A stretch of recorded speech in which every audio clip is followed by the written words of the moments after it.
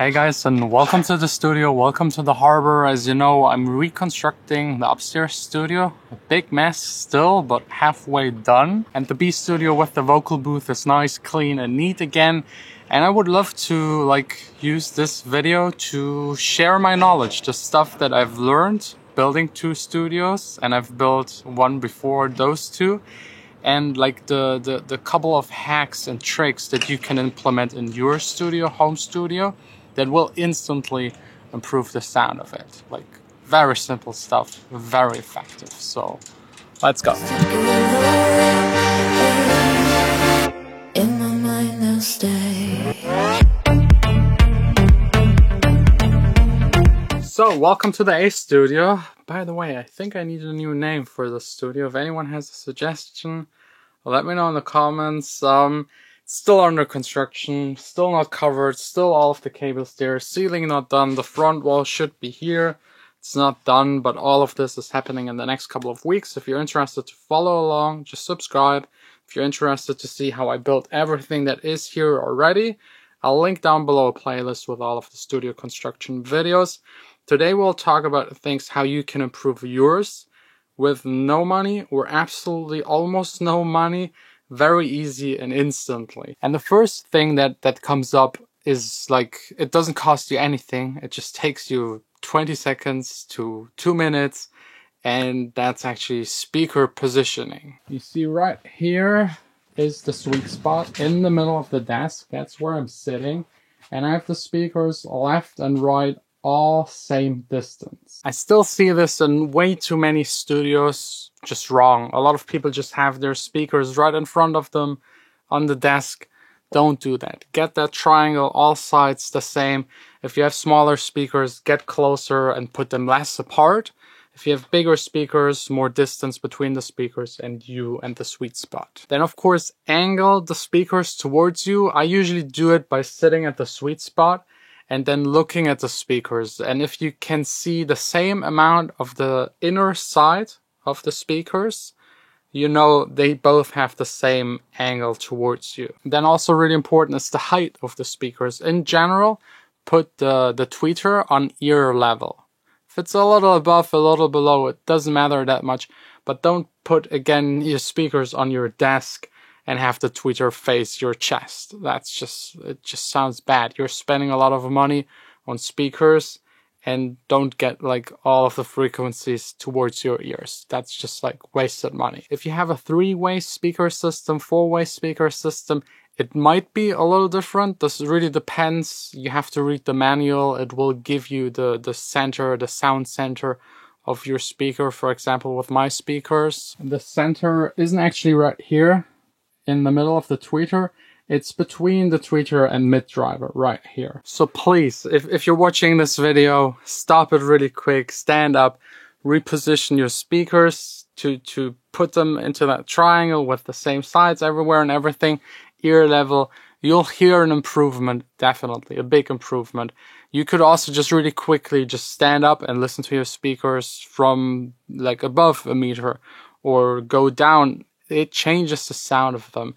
And especially the angle and that they face you is very important. For the second point, let's actually head over to the B studio. Again, excuse the mess. There is a lot of constructing going on.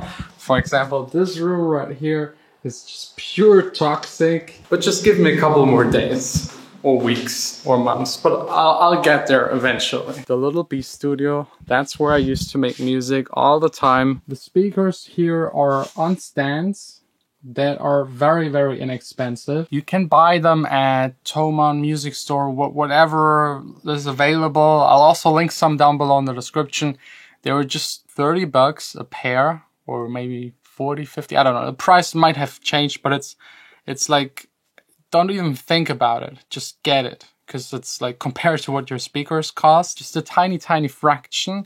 And it will improve your speaker more than spending twice as much on your speaker. I actually did a full comparison, speakers on stands versus speakers on the desk. And it's crazy. Let me play that to you.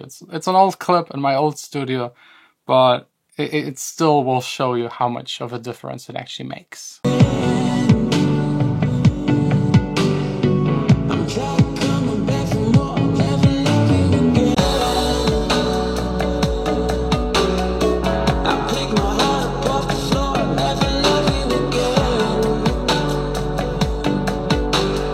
So I think this concludes speaker positioning. Then there are some really bad things that shouldn't be in your studio. I'm talking about these right here, especially acoustic guitars. This one definitely needs some tuning. I'll just put it here. I got a measurement microphone. By the way, that's another tip. Get a measurement microphone, 60 bucks. You can use Room EQ Wizard and just measure the frequency response and reverb time in your room and know what's actually going on and see how bad it actually is. And trust me, if you haven't done any treatment, it will be really, really bad. And then you'll know why your mixes do not translate and why it's so hard to mix and why your sound is so shit. So get a measurement microphone, 60 bucks, or just like lend it from a friend for a couple of days. Use Room EQ Wizard and you're good to go. I'll also link one of these down below. So now let's start the measurement software. This always hurts a little, but it's worth it. Now let's look at it. This one right here is a waterfall graph. It shows you the frequencies from 100 to 200 hertz.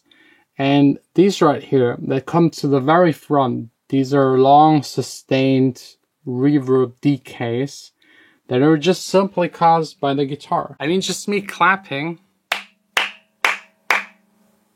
you can hear it.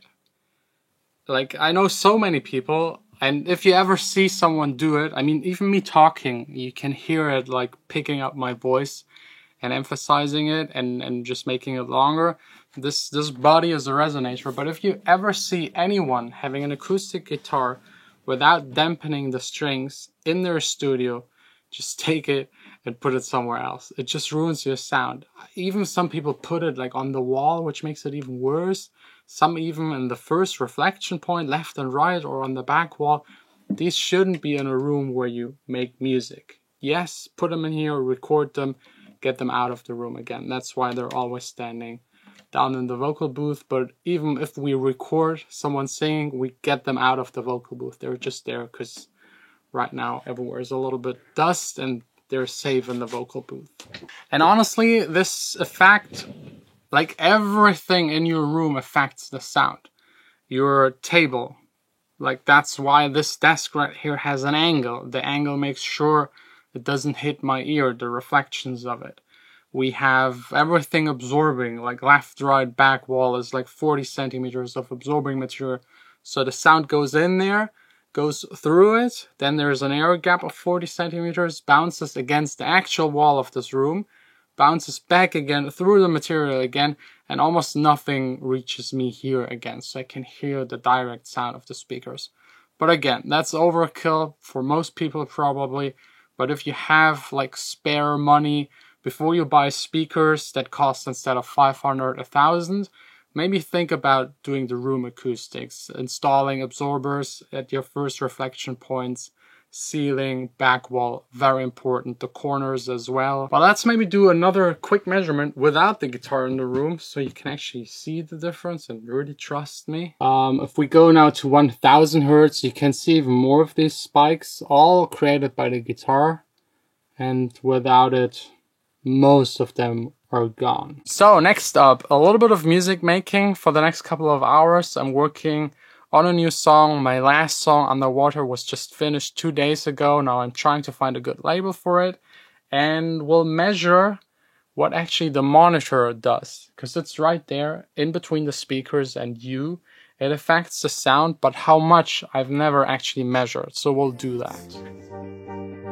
I lock up and keep them. My secrets, too dangerous to give away. Done with another great successful session. Now let's get rid of this. I already did one measurement with it. Okay, I need to be careful. Very careful. But just one problem. I now have to look there to do the measurement. Wait. Okay, let's see if this works. Let's put it back in place before I break anything. So with the screen, without it.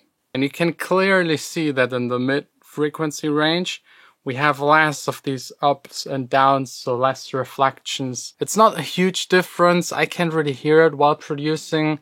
So I don't mind it at the moment, but I'll further test it. But don't freak out about your monitor. Obviously make sure that from the sweet spot you can see the full speaker.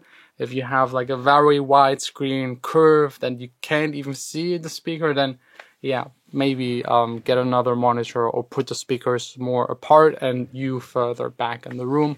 But if you really want to know, measuring. Most important. And if you have the spare money, invest it in room acoustics more than getting all of that fancy gear. It's nice to have, but if you can't hear what it does, it's worthless. So first, fix your room, fix what you can hear. Thanks for watching. See you tomorrow again, back here in the studio, probably more constructing or maybe a day of music making. I don't know yet.